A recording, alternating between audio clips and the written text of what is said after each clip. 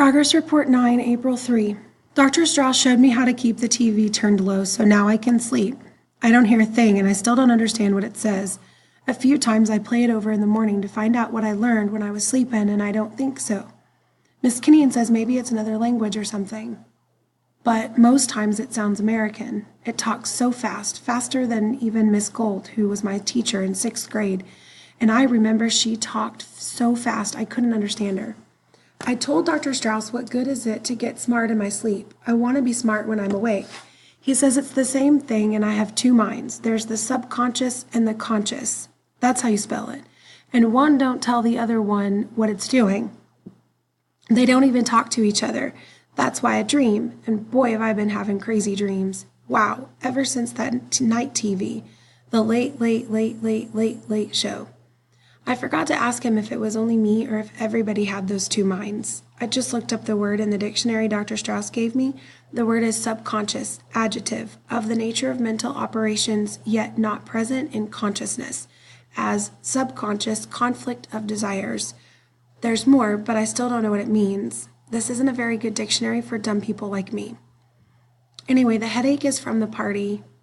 My friends from the factory, Joe Carp and Frank Riley, invited me to go with them to Muggsy's Saloon for some drinks. I don't like to drink, but they said we will have lots of fun. I had a good time.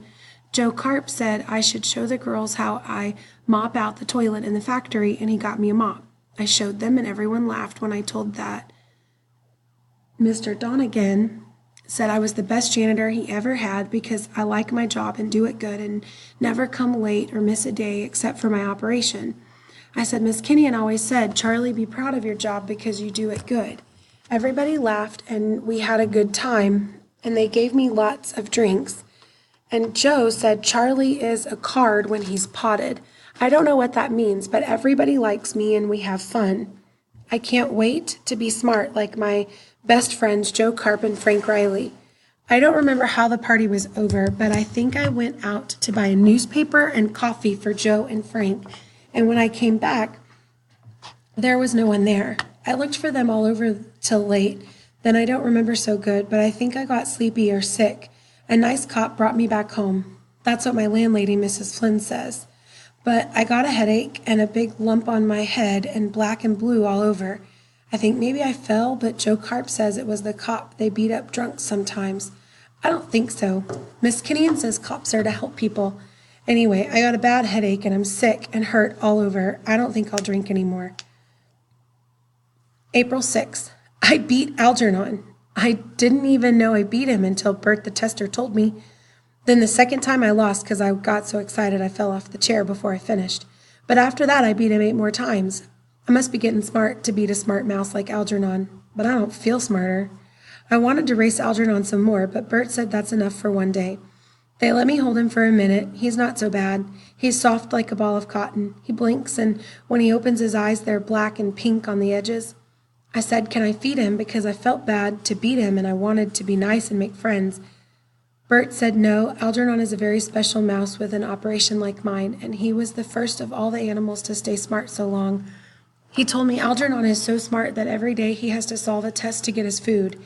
It's a thing like a lock on a door that changes every time Algernon goes in to eat, so he has to learn something new to get his food.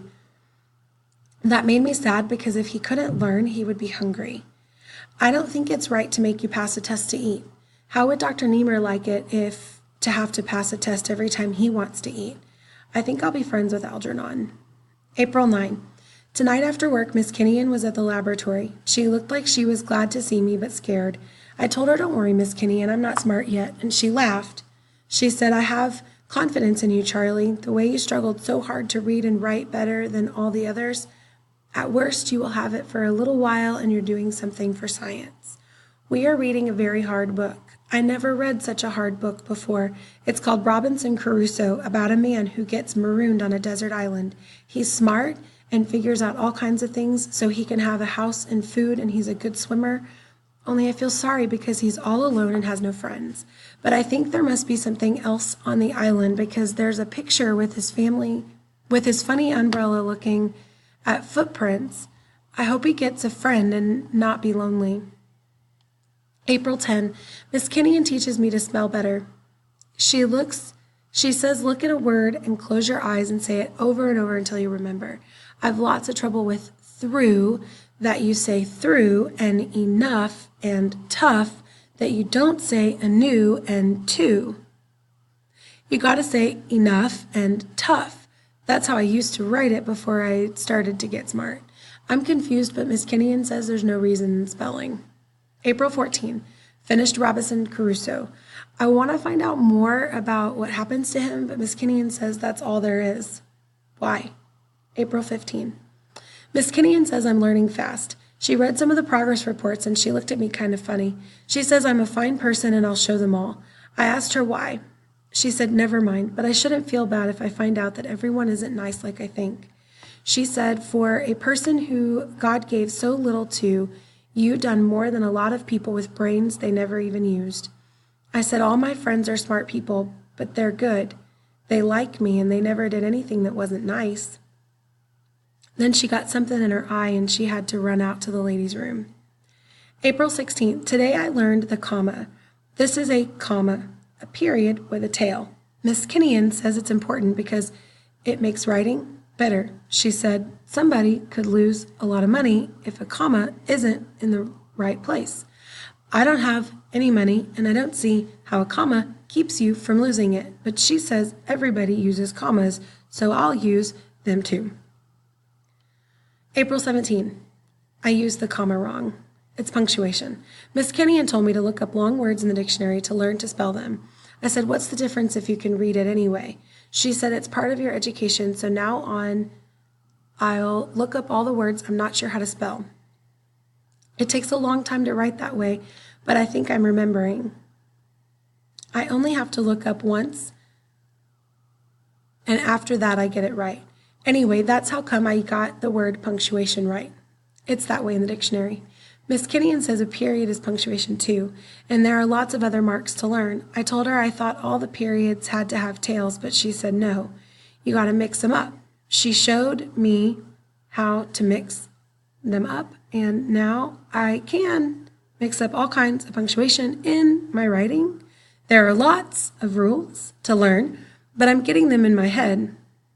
One thing I like about Dear Miss Kinnian, that's the way it goes in a business letter if I ever go into business, is she always gives me a reason when I ask. She's a genius. I wish I could be smart like her. Punctuation is fun. April 18. What a dope I am. I didn't even understand what she was talking about. I read the grammar book last night and it explains the whole thing. Then I saw it was the same way as Miss Kinnian was trying to tell me, but I didn't get it.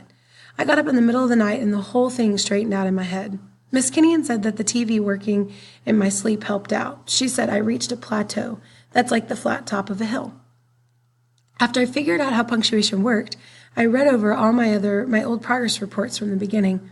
Boy, did I have crazy spelling and punctuation. I told Miss Kinnian I ought to go over the pages and fix all the mistakes, but she said, no, Charlie.